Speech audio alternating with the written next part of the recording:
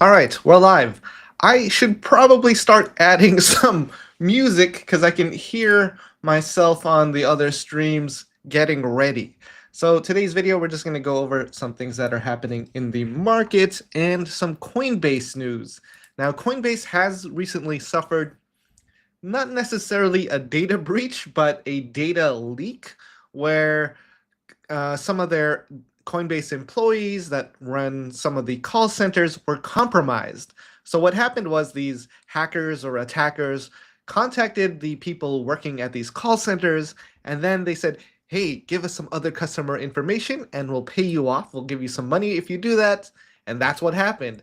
So a lot of these customers that were affected were kind of in the higher tier of wealth holders, where maybe they were the top 1% of Coinbase holders. Now, if you remember in late 2024, this young Singaporean kid stole $320 million in Bitcoin from this one guy, and it was all through these different phishing attacks. And that is very likely what happened. So we're going to start off with that. Oh, King Capital's in the chat. Yeah, please join. We got Josh here. I missed it. All right, all right. Let me get you a link. In a second, Josh is going to join us, and we're going to go over this story because it's a good story, and it's a lesson on how to keep you safe, because you can get phished very easily if you're too trusting. If you're new to crypto, you're going to believe that your account was compromised instead of your account being leaked. So, that is a danger, and you have to be able to see through that, and it takes a lot of experience. So we're going to go over that, and if you want, this is the best book I ever heard about this. This is The Art of Deception by Kevin Mitnick. He goes through all the different ways attackers use to deceive you, to make sure you give them your information, your account stuff willingly. And this was the most educational book that I ever went through. Now, I had to read this book and go through I really did the audiobook because I was working at Walt Disney Studios handling their high-profile titles, and you're not supposed to leak those titles. If someone calls and says the director and says, hey, you misplaced this and you need to send me this file right away, I'd be like, oh, okay, yeah, maybe I did do that. So it really teaches you all the different things that you should look for. Urgency is number one. If the situation seems very urgent, it could be a scam. And you also have to qualify things. So you always have to believe that everything is a lie until it isn't. So this would be the most educational book for anyone related to crypto investing and just in general. So you don't get scammed by a crypto ad, by a phishing email, and this will really level up your security skills from 0 to at least 80. You could be at 100, but this will get you to at least 80 after just one audiobook. So while we get started here, let's look at what happened. And this is a great thread by Star Platinum. I recommend following him. He has these great threads on things that have happened in crypto. Today, Coinbase revealed a major security breach. A group of hackers targeted support agents overseas. They paid some of them to leak internal data. This gave the attackers access to names, emails, and phone numbers and balances. So obviously, they want to target the wealthy people out there, and they did. So that has been working, and if you receive threats, if people know where you live, they know your email and phone number, they can find you. That's enough information to find you in real life. So that's why it is pretty dangerous. So the attackers used that info to act like real Coinbase support. They contacted users directly, tricked them with fake alerts, and stole their crypto. They sent then they sent Coinbase a demand. Yeah, this is the bold move. This is the super bold move. This is Brian Armstrong, founder, CEO of Coinbase.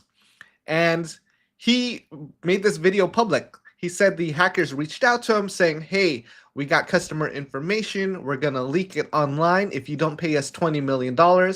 But Brian flipped it. He flipped it around. He said, instead of paying them $20 million, I'm putting a bounty out on you guys if anyone can provide information to the leading of the rest of these guys, I'm going to pay you $20 million. So I'm sure these guys are panicking because I'm sure there's a group of them. People know who they are in the dark internet, and there's a huge bounty on their heads now as far as leading to their arrest. So this is probably the most interesting thing that has happened in crypto right now, and I am very entertained by it. So instead of giving in, Coinbase fired the insiders and began tracking the hackers. They've now published the full details of the hack and offering a $20 million reward for anyone who helps catch the criminals. They're also working with global law enforcement.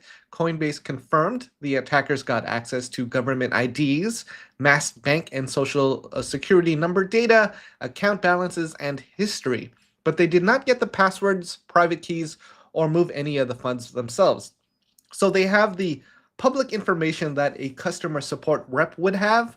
So that's their tactic. That's the only move they can have. They can either pretend to be customer support or threaten them in real life. That's really their two options.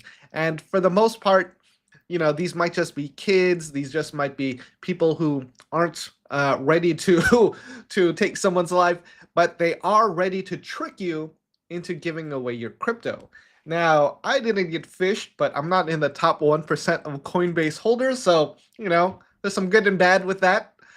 And moving on, if you were affected, Coinbase says they'll reimburse the stolen funds, so that is fantastic. They're also adding stronger ID checks and new scam warnings before big withdrawals. A new US-based support center is coming too, because they want to be able to hold the US representatives accountable if something happens, and that's easier for them to control than having a call center overseas. I really see this shifting to AI agents in the future, where they can have that support and they can maybe have like a easy website link. Did Coinbase contact you or not? And then you just get that alert instead of having to go figure out if you got phished or not. So this shows even bigger platforms are vulnerable. The attackers did not need a backdoor. They bribed insiders, they manipulated users, and they almost pulled it off. They did pull it off for some of the situations. Now, we got Josh in the chat. Josh, welcome. Oh, new hairstyle. What's up? Let me get my headphones. You take control. I got to get my headphones. I just realized that, and I'll be back in a second.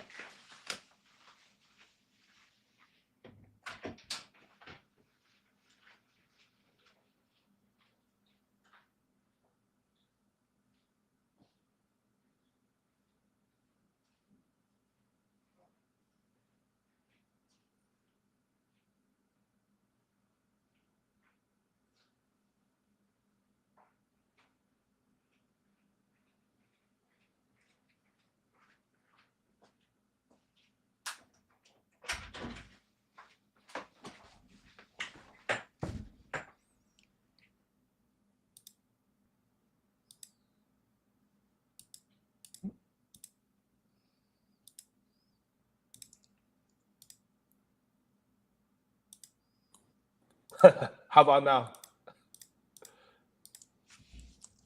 Testing 1, 2, 3. Dan, you hear me? Still setting up. Hang on. How about now? Testing 1, 2, 3. All right, I'm in. Yes, we're good. Josh, how's it going? It's good. How are you doing, man? Good, good. I'm getting a little feedback, I think. Actually, no, it went away. Oh, Oh no, it's gone? oh, that's me. Hold on. That's on you, man. That is on me. I had another screen with Instagram, and it was the live stream feeding back to me. Okay. I was just speaking on what I was just saying that Dan was touching on is really there's metas in scamming. Same way that there's metas in crypto, the scammers see what other scammers are doing. Right now, I guess it's the Malone playbook, that youngin who stole like over 250 M's last year. Yeah. The social engineering scam. Someone said they still can't hear me. Can you guys hear me? I can hear you. I can hear you. Yeah. Let's see. Okay, yeah. Let's see if they can. My bad. Didn't mean to. Okay, perfect. Yeah, Florum said it's good now. All right, my bad. Didn't mean to interrupt, the flow of the stream, but you hit on some big. We covered points, it. Like, yeah.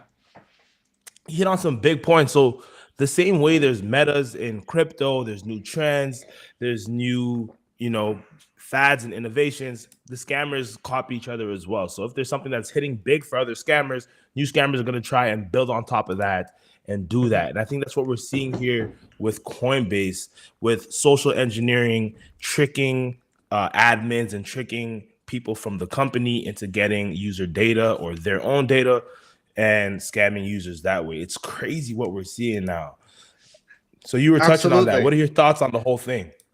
So, just one more I want to throw in here. So, Mike Dudas, if I think that's how you say his name. He's one of the co-founders of the block. He's like one of the bigger figures in crypto, and he says, "Thank Right. you, Coinbase." And then it shows he's getting a call every few minutes because he is a big Coinbase holder. So he's in the 1%. Right. So it looks like all of these scammers are targeting him, trying to take advantage of him.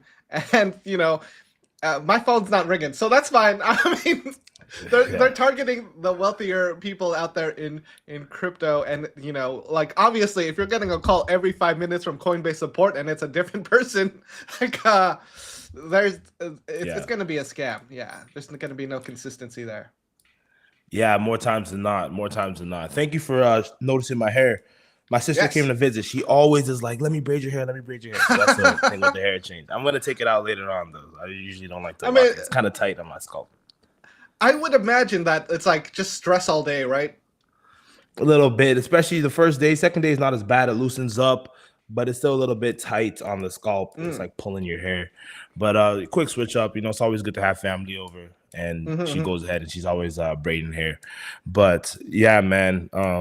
Last couple of days been a little bit offline, busy with IRL stuff. BD, it's Crypto Week Toronto over here, so pretty much more of what we were doing in Dubai. Not as hype as Dubai, but I've been offline. So besides this Coinbase thing, this is like the big headline now. What have I missed, would you say?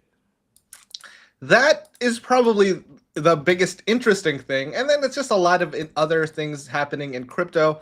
Now, I watched this podcast by the Chopping Block. They are different founders in crypto, and they had a great episode.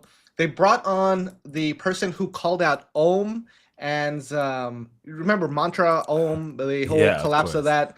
They also called out Movement Labs, and it was one of the best episodes that I've ever heard, just because they talk about the insider stuff. They talk about the things I've been shorting, and they told me they pretty much say like it's the most dangerous things to short because they're just gonna keep taking advantage of the markets and the books.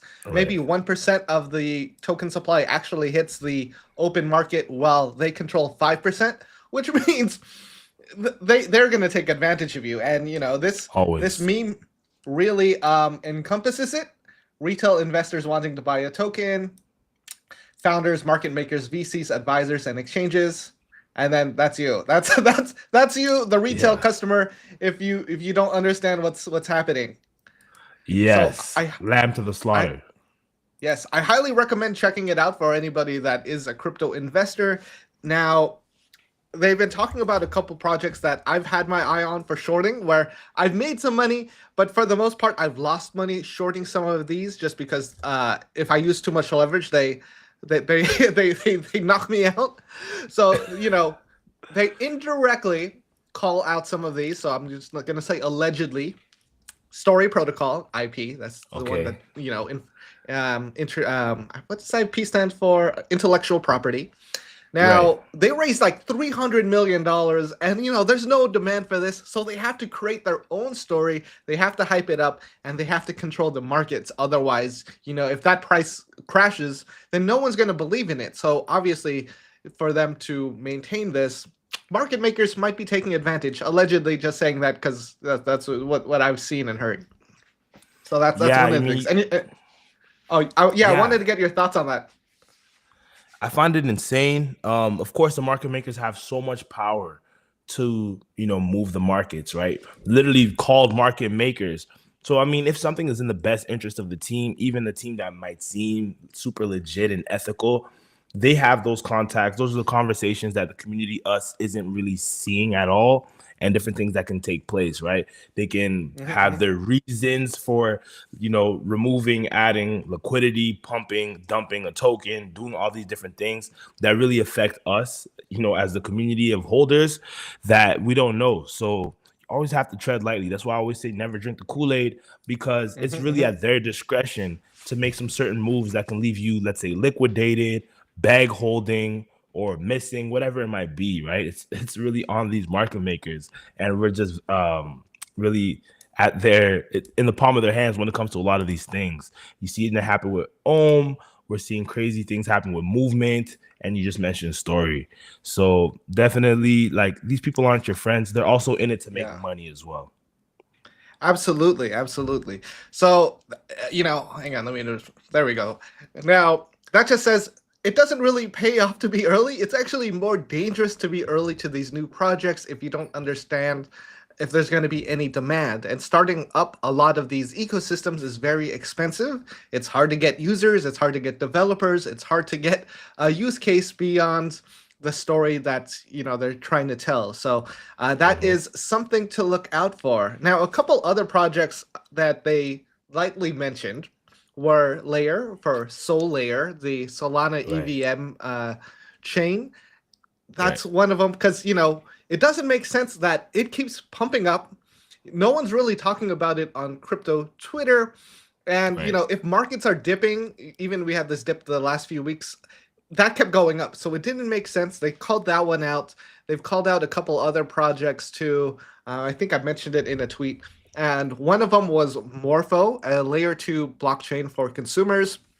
And that one is sponsored by BitGet. It is an investment by Dragonfly Capital. Hasib, who was one of the investors that's on the Chopping Block podcast, talked about that. What are your thoughts on Morpho, if you're familiar with it? Or Morph Layer 2, yes. Heard about it, haven't dug deep into that, so I really don't have too much to say on Morpho. But okay, what's your take on that? So the idea behind it is, it's the consumer layer of blockchain, layer 2, that is, just for regular businesses and users. Basically, they wanted to create a BNB chain for retail users backed by BitGet. So the idea, broad idea, not too bad.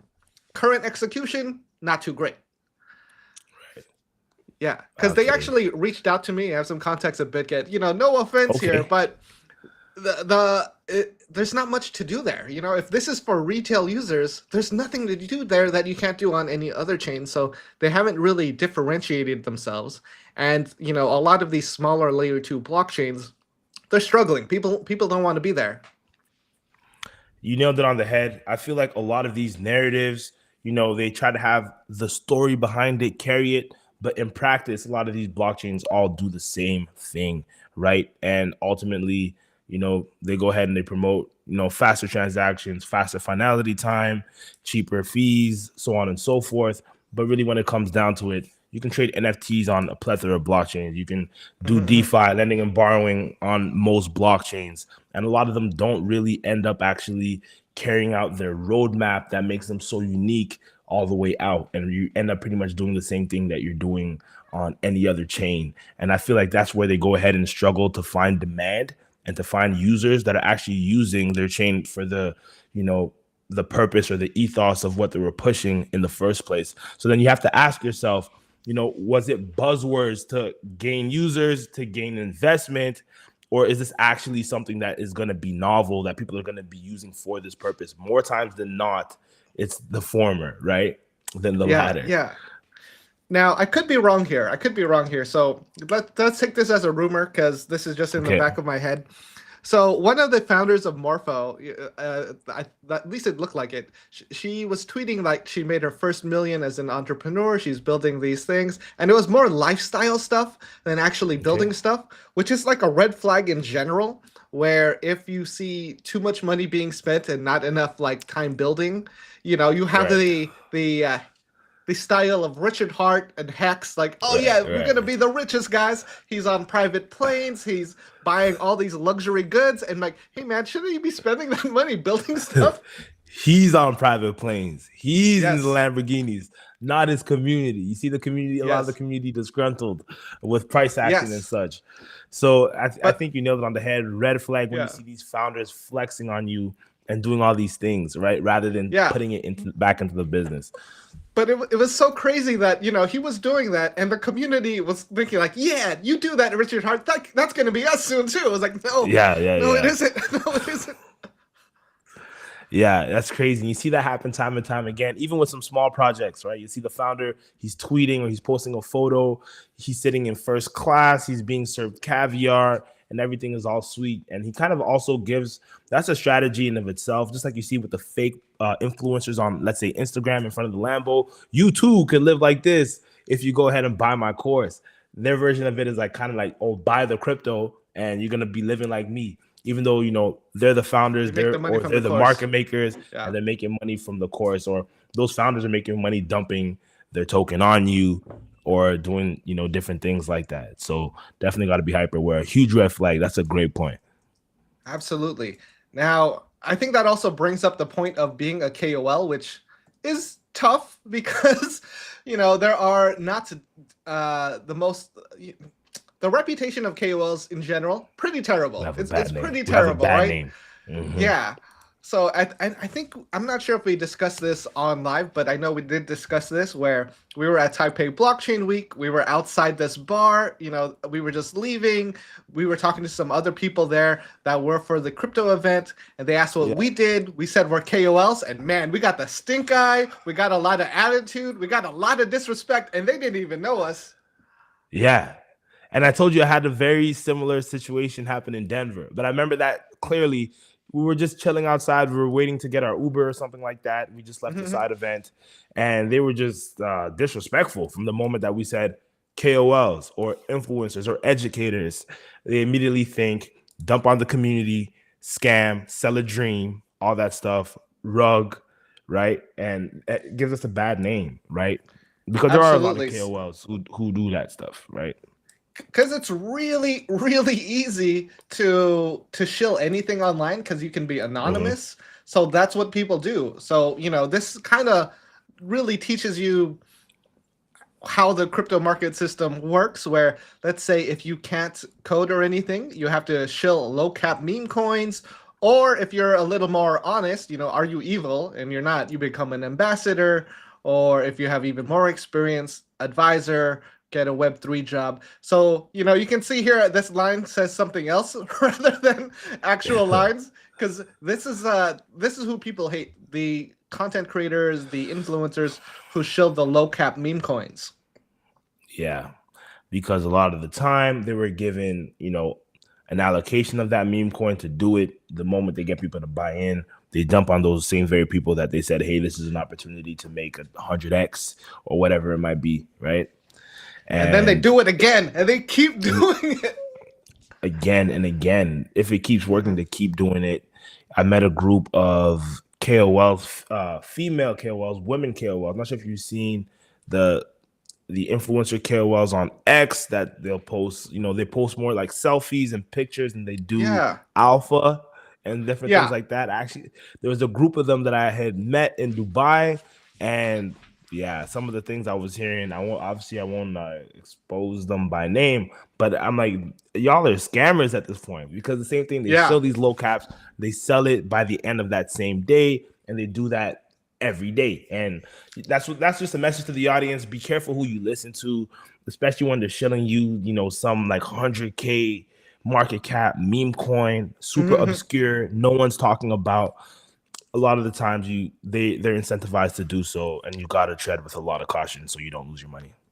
Right. And now I don't want to call anyone out, but I've seen some funny memes regarding this on Twitter, where you have this pretty girl, you see all these pictures, and then when you see them in person, they look nothing like that. And then the caption was rugged, and then I was just dying with that. So I'm not going to share who that was about, but the internet can be deceiving.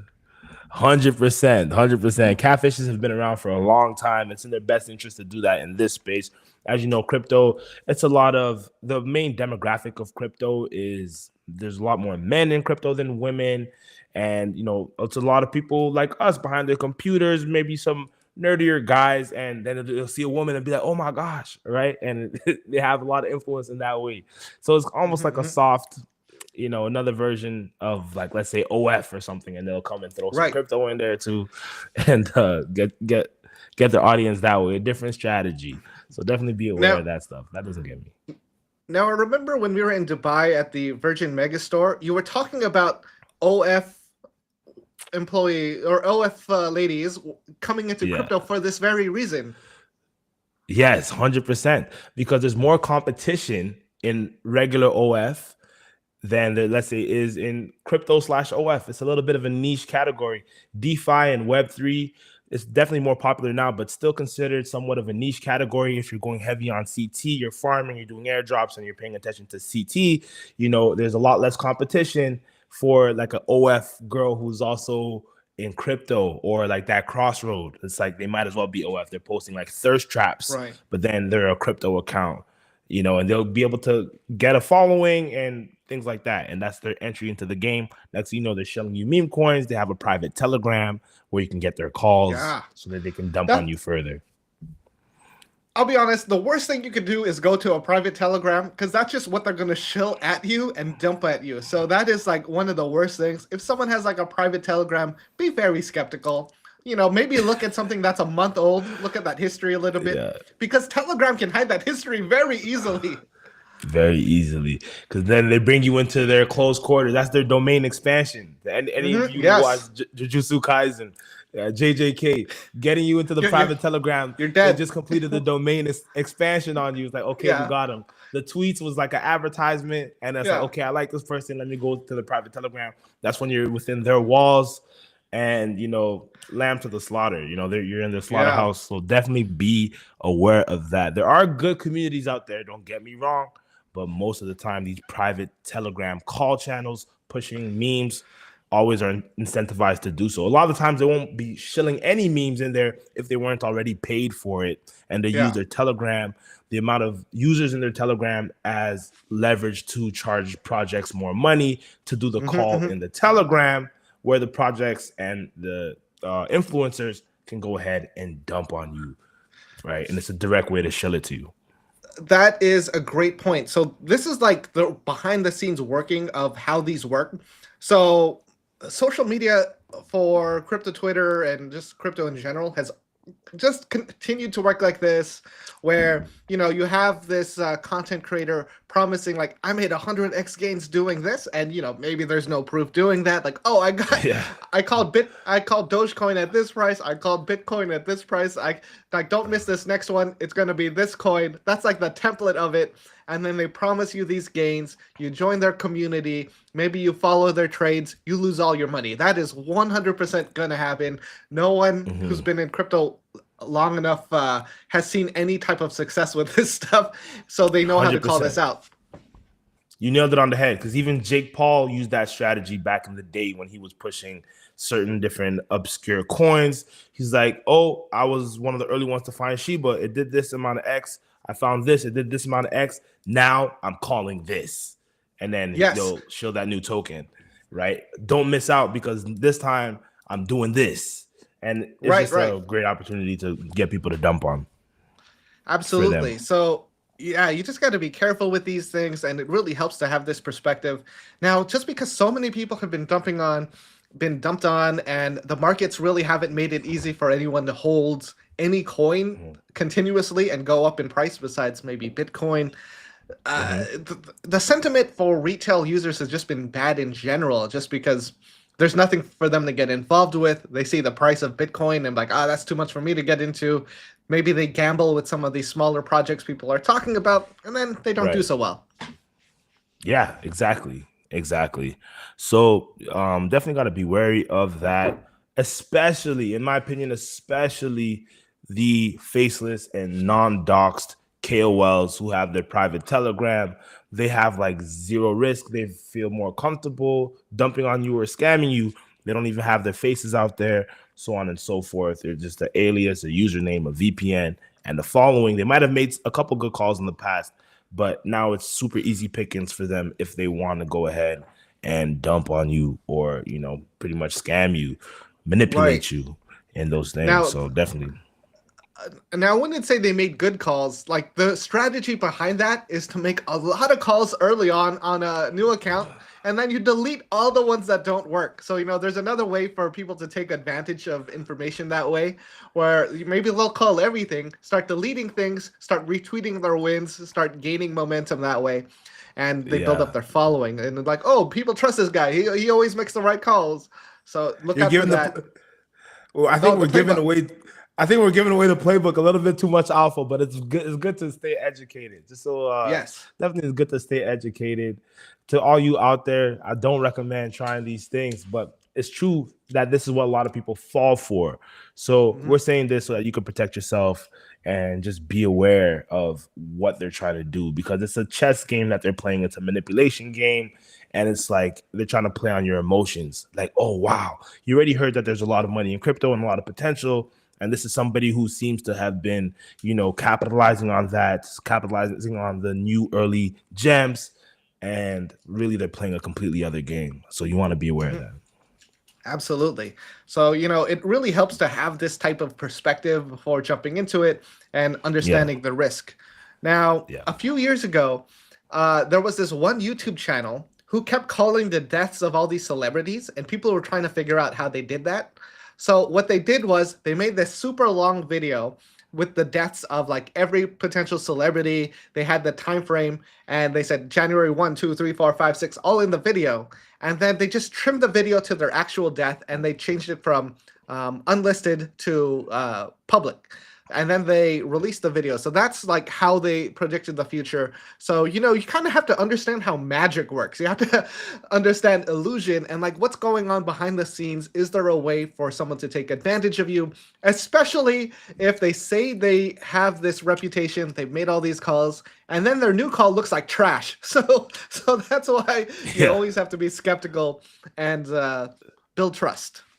100%, especially if it looks too perfect. That's crazy. I didn't even think of that one, but that's another. This is in another way, social engineering, just like we were talking about with what Mhm. happened with Coinbase or with Malone last year. It's a different sort of social engineering. They're playing into your emotions, they're manipulating you, right? Mhm. And I never had heard that one with the unlist and then make public. There's even probably quite a few crypto YouTubers who have tried some strategies like this. Unlist and then just make it public. Oh, I'm calling Tao right now. I'm calling Sui right now. I'm calling Mhm. so on and so forth right now. I'm calling Blast. Let's say Blast was a flop, but if it Yeah. at one point was a potential play, right? And Yeah. so that one flopped, keep it unlisted. Sui popped off, make that video public, right? By the way, called Interesting. Sui Got to be around wary. 60 cents. Called it Yeah, really you did. early. You Called it really did. early. I was talking about Sui when we still thought they would be doing an airdrop for early participants and stuff like Mhm. that. But I wasn't. It was not like you. That's completely different. Not like you. But I mean, they, yeah, they sold it that was an well. amazing call. Yeah, I think the difference there was like I got into their ecosystem. I used it and I was like, "Oh, this is a really good experience."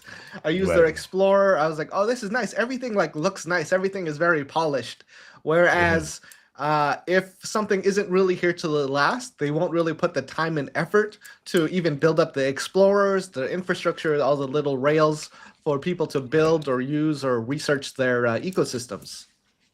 100%. Really clean with the developer tools, the UX, and it's still getting better, which is really cool. You see Slush Wallet, you Mhm. see a bunch of stuff.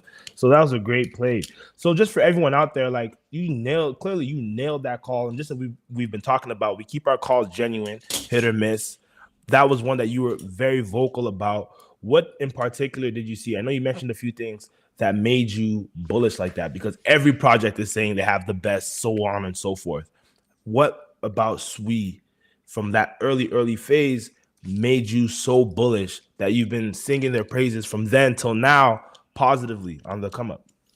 Yeah, so it was Taipei Blockchain Week 2023. Now, Okay. earlier that year, I was at Token 2049. I met this one investor who was super bullish on Sui.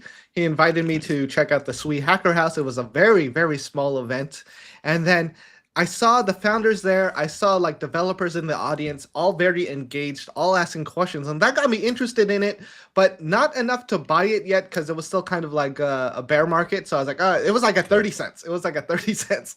And then by Ooh. December, it was at 60 cents. So at Taipei Blockchain Week, on stage. I was like, I like to watch a lot of panels. I try to get a lot of different Nice. perspective. And it was Nice. a panel with developers. Now, there were Okay. some developers building on the Solana blockchain, and they were praising how good it is to use Sui and the Move language, how easy it is to build things there, and they were like praising it. And I'm like, all right, if a competitor is, praising how good Sui is, I'm gonna check them out. So Okay. so then I went Damn. to do some research on the Token Terminal podcast, which I don't think they do anymore. They invited Adenei, one of the co-founders of Sui, to talk about what's going on there. And then I completely bought into his vision. He spoke without too many technical things, where it's like understandable. Like instead of saying, the composability or the consensus method, it's like, all right, this is what he can do for you. And it was very Right. straight up and very direct. And I was like, I'm on board. So that got Can you me give into us it. an example? Can you give us an example, like something he said that was easy to understand, that was like, damn, that's good? Because that's probably like how most of us would digest it. Yes. So he was saying ZK login, but that was before they renamed it to I think it's called not slush, but it's something else. It's stash. So it was Stash. saying Yeah, like yeah, you yeah. could log in with your Facebook account, your Google account, your Twitch account, any one of those. You could use social logins for your wallets, which no one else is doing at the moment. You Right. could do airdrops specifically to different types of users, maybe someone who signed up with Gmail, with Twitch. So you can control the flow of like where your users are coming in from. And then uh, the parallel transactions, which was the most interesting to me. So, with an EVM chain, you have to hit approve, confirm, and swap for like one transaction. You have Yeah. to approve like so many things. It's like a bunch Yeah. of clicks. And he Yeah. said, yeah, you can do that all in one transaction, and you can stake it, you could borrow against it, whatever you want to do, depending on the Rails these DeFi platforms set up. So I tried it out, and then I was like, one click, did a swap, and it's like, this is fantastic. This is Yo. fantastic. And Super smooth. they also mentioned that since it isn't EVM, you aren't giving approvals to your entire wallet. You only give approvals to objects in your wallet. So you can't get Mm. drained. You connect to something on the wrong website, your wallet gets drained, they take everything out. With Sui, everything is object based, so they can't get control of all the assets. They can only get control of one object if you confirm that transaction. So let's say they want to take your that's Sui Land's NFT position, that you'd have to confirm it and you'd see it clearly in the wallet details. Or if they're trying to take your Sui, you'll say like, oh, transfer. Here's what's happening, transferring all your Sui to this wallet. So they made the wallet transactions very understandable from the start, so you know what Mm. you're getting into. I love it. I love it. And that was well explained by you as well. I remember using Stashed. One experience that really impressed me was when we did the voting at Pitch Fest, or the pitch event that they had during Sui Base Camp. You get rewarded for voting on the best new projects, and it was so seamless. I could have logged in with my Google account, with my wallet, and it was just click, right? And I could see Yeah. so much potential for different things using that, right? Whether it was whatever it might be, an airdrop, a reward, a payment, an honorarium for doing something, different things like that. Very smooth. So yeah, I Absolutely. mean, Now, well said, well said. Because and thank you, that thank you. also sheds a light. That also sheds a light. Just to quickly touch on something, that also sheds a light on how important community is in UX. A lot of projects try to, code in some super technical stuff and super high tech new features, where it comes down to simplicity for the user at the end of the day. How easy is it to use it? How many people could be onboarded?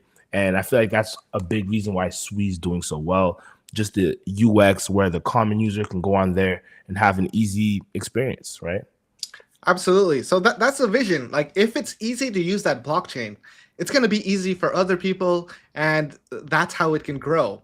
There's a lot of blockchains talking about we're the fastest. Oh, we got this many transactions per second. That doesn't matter. Yeah. If the user experience is good and everything is intuitive, then you're going to have users. We're at a point now where speed doesn't really matter that much, you know? Like, I don't do Yeah. transactions every second on the blockchain. Like, maybe it's like a couple a day, if anything, but sometimes it's like weeks without doing a transaction. Yeah. Yeah. Realistically, right? Yes. So a lot of these things they'll throw in, they'll code in, um, kind of to flex. They can throw that in the white paper. They can throw it on the landing page. We have this, TPS. We have this finality time down to the millisecond, this, that.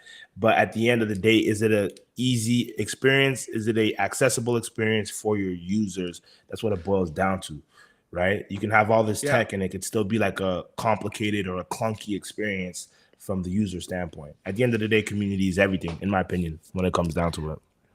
Absolutely. Now, bringing back to your point about Sui Pitch Fest, that was like one of your first like Sui events. What did you think of the Sui Pitch Fest and the cards that they provided to people? That was my very first Sui event, and man, from front to back, I was just so impressed. You mentioned the cards, but it's the entire experience from the check-in process, super smooth. The merch, as soon as I checked in, I can go ahead and get this thing hole punched, and I got my gear, I got a shirt, I got the bag, I got the swag. We went to the Pitch Fest. They're coming around with these cards, right? And first of all, the card felt really nice. Where's the card? I think I might have it on me. See, people wanted to keep it as a souvenir. Yeah, because it's like metal. It was like really nice. That. Yeah, it felt like the Amex Black card or something like that. Yeah, super nice. And once again, I go ahead and scan it very easily. Boom, I'm right into the Pitch Fest interface. They had a Google form, and then at the end of the event, stashed. Went ahead, made it super easy to go ahead and log in with, again, my Google account, and I was able to claim my rewards for participating. Just a very smooth experience front to back. The voting system, how it all went. The food was amazing once again, and just everything about it. It was just super clean. It was like its own conference pretty much. Token 2049, of course, was the main event of Crypto Week Dubai, but Sui Basecamp felt just as, what's the word, robust, or just as like well put together. It was on par. Yeah, for a newer event. Yeah. For a newer, exactly, you nailed it. For a newer event, for a chain that was still relatively new, right, as far as being live. I was just pretty blown away by just the quality of everything. Even like I mentioned, the merch was super comfortable. The shirt, the pins, everything. Very impressed with Sui. It made me even more bullish, and just the sentiment of everyone around there, from the builders to the enthusiasts. Yeah, it was really fire, to say the least. Absolutely. They focused on every aspect of the experience that the user is going to have, or the attendee at the conference. Nailed it, right? So they focus on the UX all the way down to the IRL events, let alone how it is when we're trading on chain. So the attention to detail there is something that everyone could definitely appreciate. Absolutely. I even liked the staff uniforms. I don't know why it reminded me of like Team Rocket from Pokemon, but it did. It was, let me see if I have any pictures to bring up. Yeah, 100%. I like that. They were wearing all black with like a silver vest, and I was like, I like this. I don't know why, but I like this. Yeah, Team Rocket vibes. And also just it was very laid back. I feel like nobody was really, being, what's the word for it? Like, I'm like bigger than you. It was just very inviting. The whole thing, it was easy to go ahead and talk to teams, founders, go around the exhibition hall, connect with people. Everyone was just on good vibes. You know what I mean? It's good vibes over at Sui. Absolutely. So you can see in this short video I took, all Team black, Rocket. silver vest. Team Rocket, but Team Sui. Yeah, it's super clean with the branding down to the merch, from the little everything that you got. So super clean event, and I can't wait for the next base camp. Hopefully I can land another invite, and hopefully they have one at Token 2049. We'll see. They had a small one last year, and it was great. At Singapore? Singapore, yes. You mean in Singapore? Nice. Yes. I'm excited for that. We'll be in Singapore in September, right? That's when it is. September? Yeah, late September. October 1 and 2 is Token 2049. Singapore, which I like a little bit more than Dubai because it's Okay. everywhere is like really 15 minutes. Like it's a small Okay. city. Like 15 minutes is the most you're gonna have to travel, or you could take the subway, or some places even walk. Yeah. Yeah. The Uber situation was kind of a nightmare for us, right? Yeah, it was In Dubai. It everything. was. Yeah, 20 minutes away, it's an hour. Yeah. 20 minutes is an hour. And just getting into the Uber after the event for Token 2049 itself, that was like mission impossible. We walked for a minute before we could even get a ride. You couldn't even, like, traffic was congested. There's hundreds of people outside all waiting for the rides, flagging down Ubers. So that wasn't the most efficient part. But I really enjoyed it still overall. I had a great time, and I just love Dubai as a place. But I've never been to Singapore. I've never been to Token 2049 Singapore. I'm excited for that. All right. Well, look forward to some content, everybody. We're gonna have some great Yeah. stuff coming from Singapore. Hopefully, we start growing our social so we can get some better like the higher class interviews with some of Higher the tier. bigger personalities. No, we interview great people, but we don't have the same access as some of the bigger accounts. We don't have like crypto banter level interviews. We're not interviewing like Arthur Hayes, CEOs of like Sailor. Animoca brands, Sailor. They got Sailor. Yeah. They got Sailor. They got Sailor on a few times. Yeah. I've talked to Sailor. I've met Sailor, talked to Sailor, chopped it up. But I Yeah. wasn't like, I wasn't like, oh, come to my interview, all this, that. Yeah, I wasn't going to do all that. It's like, all right. But I think it'd be fun to have an interview with Sailor, but he can't talk about Bitcoin. Like, here's the rule: we can't talk about Bitcoin. He See, you're cannot say the creative. B word. Yeah, That would be sick. And I wonder what he would say. Because I he don't can think say he really fuck likes Scottie He Pippen. doesn't really He like say he fuck doesn't like Scottie crypto. Pippen. He's like, yeah, he says Scottie Pippen is a liar. He's a captain. You saw how we looked at him. Yeah. You saw how we looked at so him good. when he said, I know Satoshi. Mhm, He's like, what the heck? mhm. But yeah, that was pretty funny. Sailor would be cool. I guess I did interview somebody from MetaMask. Not bad.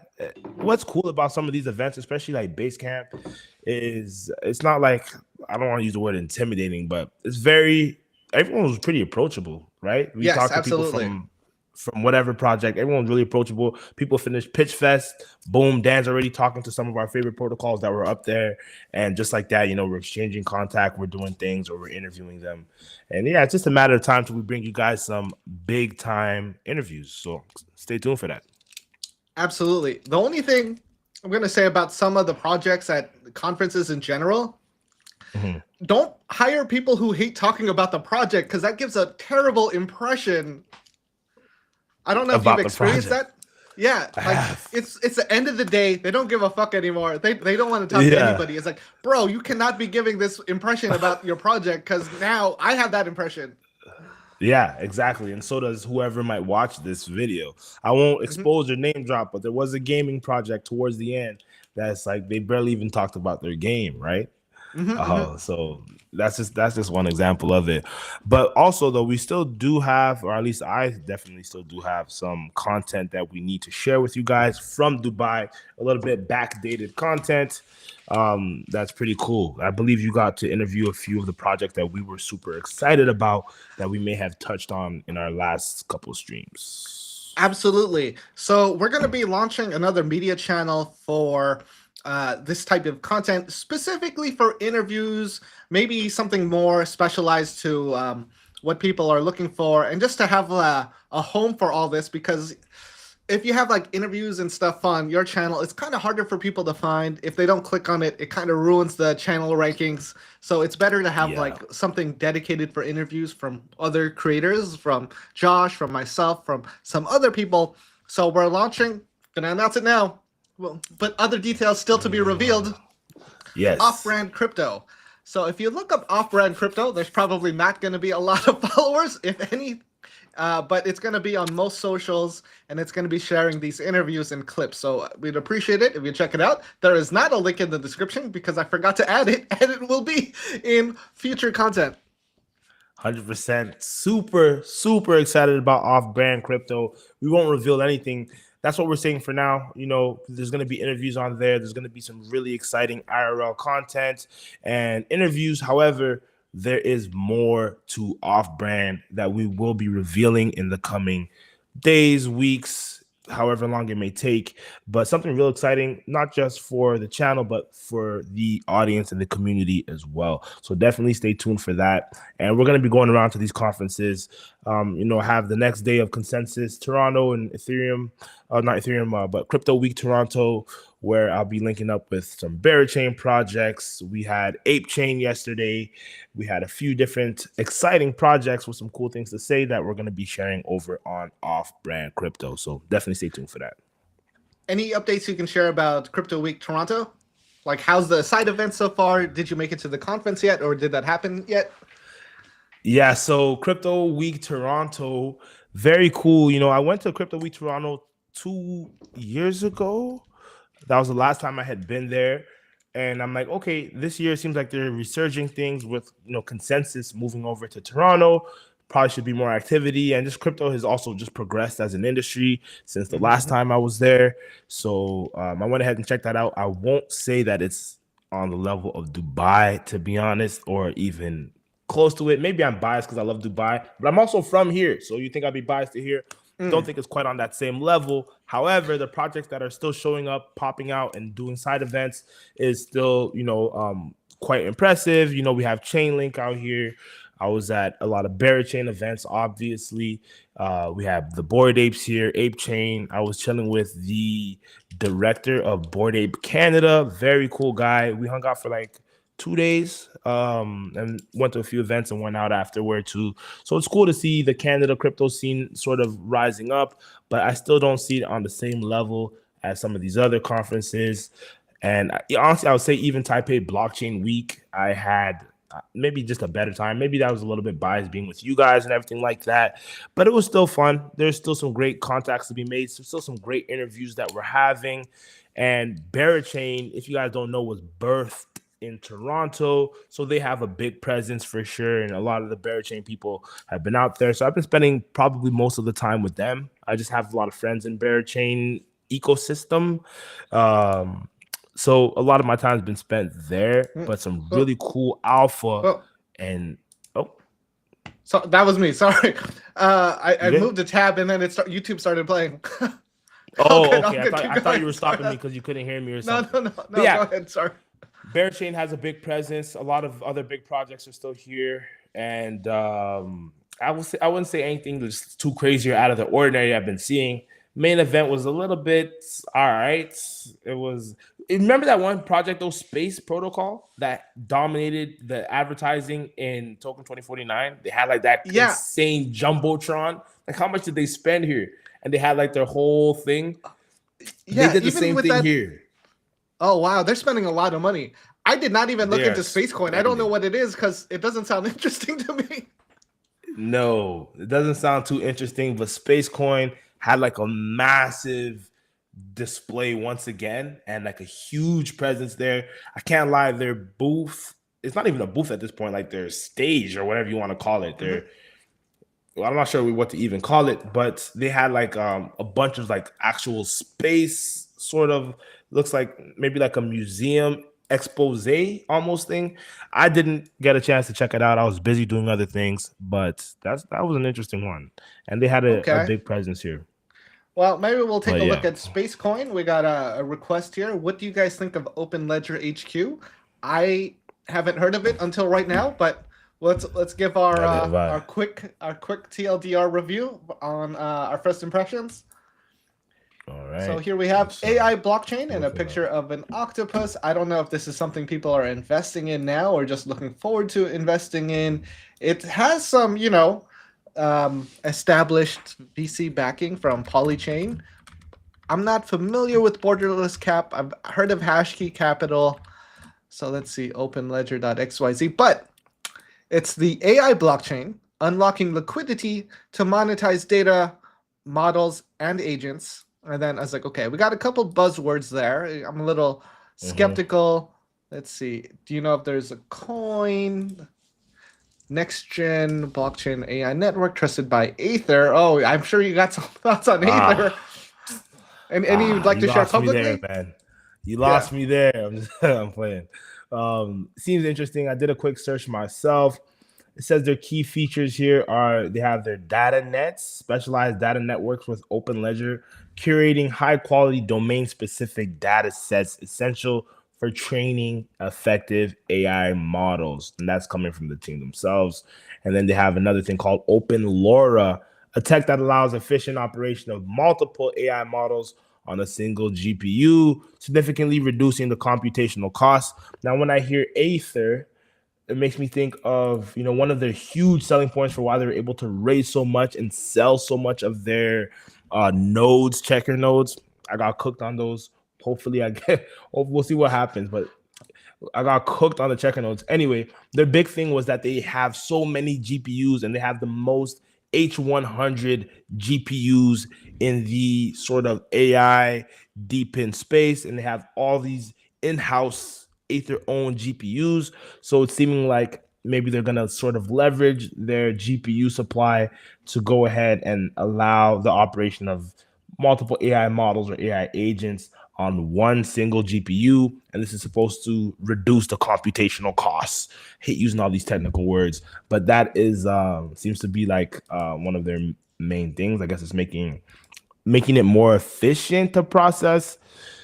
Seems interesting. I've just heard so many projects, I guess, like this. Maybe they have a special differentiating factor or some sort of IP. But beyond this, like I'm almost getting, what's the word for it? So, like there's just so many of these. Yeah, right. In my It's just, type of thing. Yeah, AI out. AI'd out. That is a good way to put it. For myself, I see too many red flags. I don't see a path to making money. I feel like if you invest in this, if they open it up to running nodes or something, you might lose money on this because there's so much AI happening. It's growing so quickly that maybe this story isn't as good as it seems, because when you have a crypto project, they have to tell you a story. Now, a couple of red flags I see here is just all the buzzwords, one, and two, they put CZ and Vitalik in here. I don't think these are endorsements because it just says Vitalik about data, and this is just a tweet by CZ in general from late last year. AI tagging or AI data in general is well fitted to be done on chain, harness low cost labor globally without geographic bias, micropay them in crypto instantly. BNB chain Greenfield provides the storage capacity. More tooling still needs to be built. Let's build them. So yeah, you're not slick, bro. We know CZ didn't tweet you. Yeah, it's not. It's just a weird way to promote the business, but it looks like it's written in a way where it looks like it's promoting you specifically. So that's a red flag for they're me. tagging them. Yeah, because they're tagging them Vitalik Buterin, co-founder of Ethereum, making it look like here's what he has to say about us. Yeah, but he's just talking, right? And he's saying something that's like that's like, oh, like that fits. That means we're great. You nailed it, in my opinion. In combination with the buzzwords, red flag. They're selling hard, but CZ did not say anything about Open Ledger. He may not even know what it is, right? Same with Vitalik Buterin. Buterin. Like things like this turn me away, and I see so many. You got to watch out for the buzzwords. A lot of these buzzwords are even going to start being a little bit dated.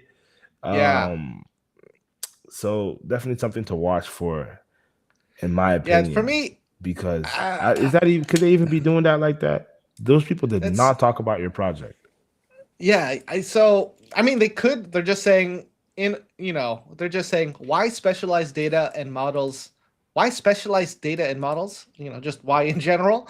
And then they talk about the need for the data, but that's not the the CEO of Google isn't promoting them, but they're just trying to add that to it. But you can easily interpret it as backing by them because it's listed right after the backers. So that's a little bit of a red flag for me. I think they did too much on that. I think they were doing a little bit too much on that. They didn't. So you have to remember, when they have these, they're here to sell you a story. So they have a test net. Maybe we can explore it. Let's see what that looks like. Did they polish this up? You have to join on Discord, Epoch. Not so. There's actually quite a few data aggregators and knowledge things on chain already. I think Arkham is one of the bigger ones where they sell and trade these data sets. I think there's some Arkham's ocean good. based one. I forgot the name of it. It has some kind of ocean name theme. It could be called Ocean. I don't know, but Ocean they also do Protocol, data the set. AI, the That's AI it. protocol. Yeah, Yes, it's literally called Ocean. Yeah. that's right. So they've been doing that for a while. It means if they haven't really pumped that, there just isn't demand for it. And I'd be skeptical. Honestly, I'd be skeptical about it. Everyone's here to sell you a story. Even Aether with their nodes, the demand for that might be not as high as people think it is. And No. with AI, I think it's the hardest thing to invest in if it is trying to provide these different services, because every few months AI keeps evolving. By the time this launches and you get your investment unlocked, you might be behind the times already. Exactly. With the way that it's moving incredibly fast. As we know, crypto already moves incredibly fast. Like a week in crypto is like a few months in the traditional finance markets and in the stock market. AI, I feel like matches that speed in many different ways. It just keeps on getting better every single day. And you nailed it. By the time your stuff unlocks, that could have already been last season's meta, Mm-hmm. right?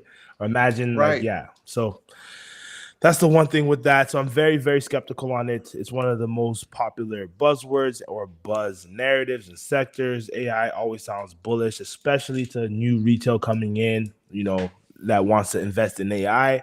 There's a lot of places that you can spread your capital into. So you definitely want to be very selective, because chances are, most of them won't make it. A few of the bangers Mm-hmm. will. So you want to position yourself accordingly. So Yeah. when I see a bunch I of mean, it had. buzzwords, when I see overselling, them trying to sell their story, sell their narrative, overdoing it, you're throwing in tweets, you're throwing in content from stuff that actually has nothing to do with you. You're That's a red stretching to flag. build something. Yeah, you're stretching to Yeah, build you're something. stretching. Yeah, So yeah, that's not for me. I think I'll call it here. I don't think it's gonna do well. I don't think it's gonna do well. yeah. You know, so this channel is a little dangerous because we're just good. We're jaded. We've seen a lot of things fail, so it's kind of dangerous to ask Yeah, us to review something if you're looking it's for a true. positive answer. Yeah. Yeah, it's true, because there comes a sort of graduation, a sort of maturity after spending some time in crypto. The longer you're in crypto, the more you've seen, and the more you can identify tendencies and red flags. Is it Mhm. possible for that project to go on to do well? Yes, but do I think it'll do well? Absolutely not. Over a long span of time, could see a pump at some point, but I would steer clear. Too many buzzwords and too much selling. I'm looking for more substance, and I'm looking for more, things that we can do now as a user. What makes my user experience actually better? You can use a bunch of technical jargon to seem like a sick project, but what's it really doing for the user? Can we go ahead and do this and benefit from it? Is it going to enhance my crypto experience in any way? Those are the sort of the things I look for when it comes down to it. The meat and potatoes. You're going to hear tons of buzzwords. Mhm. You're going to hear tons of technical jargon in crypto. Got to know how to identify when they're just trying to sell you a narrative versus when they're actually trying to deliver you something of benefit, in my opinion. Very well said. Could not have said it better. So Thank yeah, you. this is just something to look out for. We've seen it so many times. So when we see these buzzwords and we know that there isn't any demand for this type of stuff and there's existing products on the market already, well, Hmm. yeah, it's gonna take a step back. And again, you said it could Yeah. do well in the short term, but in the long Yeah. term, we know what's gonna happen. Yeah, exactly. Exactly. So yeah, I mean, do with that information what you will. I know what it's like sometimes to drink the Kool-Aid. I think we've all drank the Kool-Aid at one point in our crypto career for sure. And more times than not, probably doesn't work out unless you're in a super strong ecosystem that is has a chance to be evergreen, like a Solana per se, like a Sui maybe. Mm-hmm. Um, Beyond that, it's good to definitely be skeptical. It's good to be a little bit almost paranoid when it comes to crypto. Look out for the red Yeah. flags, because it is like navigating a minefield when it comes to crypto, right? It's easy to Right. get burnt and it's easy to lose. So you want to position yourself well. Now, you can still definitely make money short term because we've seen this where, like Mhm. in the retail DAO Discord, people were calling things. I'm like, oh no, that's trash. And then it does like a 10x. I'm like, well, it's still trash, but they sold the story Yeah, well. So you kind of yeah, have to like look beyond maybe the opinion if you want to take on that risk. Where like, all right, everyone is hyping this up. I'll jump in for a very short amount of time and take my profits, but I know what's going to happen to this long term. exactly. Like the trend is your friend. There are projects that can definitely catch a bid, can be trending to the upside. But one important thing that I had mentioned is over a span of time, most of these buzzword projects have a small season before correcting, let's say 90+%. We see it time and time again across most projects, right? So, Absolutely. So we just went over the hour mark. I think that's pretty good for today. We go too long, then mhm. we got nothing for the next day. So if there's Yeah, any that's right. last thoughts on your side, or if there's any questions, we'll drop that in. There's like a 30-second to 1 minute delay on the live stream right now. Okay, sounds good. Um, Without planning, I think we got into a lot of security stuff out there, which I'm glad we did. Very important out there. Definitely want to see everyone in your community, in our community, the off-brand community, the King Capital community, being safe and minimizing losses, maximizing gains. That's what we're here for, to talk about where the opportunities are, what to watch out for. So everyone out there, be sure to stay skeptical, always double check, and always never neglect safety, whether it's coming from technical safety, social engineering safety we talked about earlier today, and projects trying to sell you a fake dream or a fake narrative.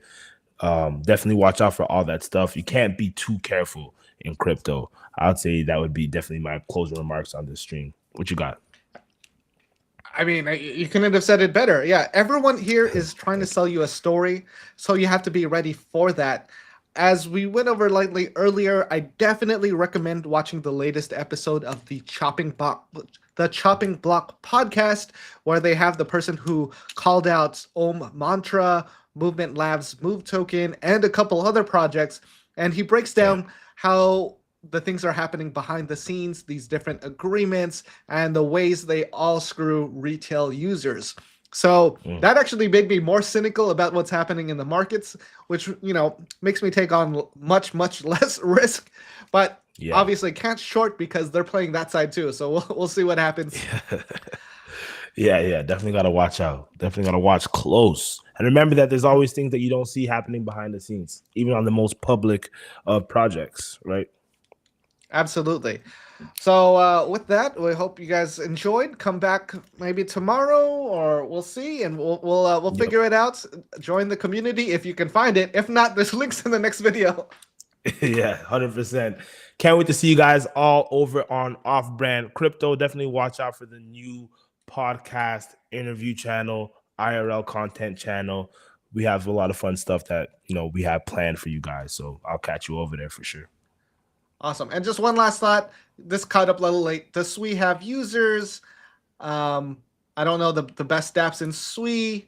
It's a good question, but a lot of Sui content coming in. If you guys want that in the next live stream, that's what we can go over. Sui has been picking up, and there are many reasons for that. So we'll save that for another video to focus on there to see like what's trending, what are people using, which communities to join. All right, with that, 100%. thanks everybody, and we'll catch you next time. Take care. Thanks for having me. Always a pleasure. And I'll see you guys on the next one. Peace.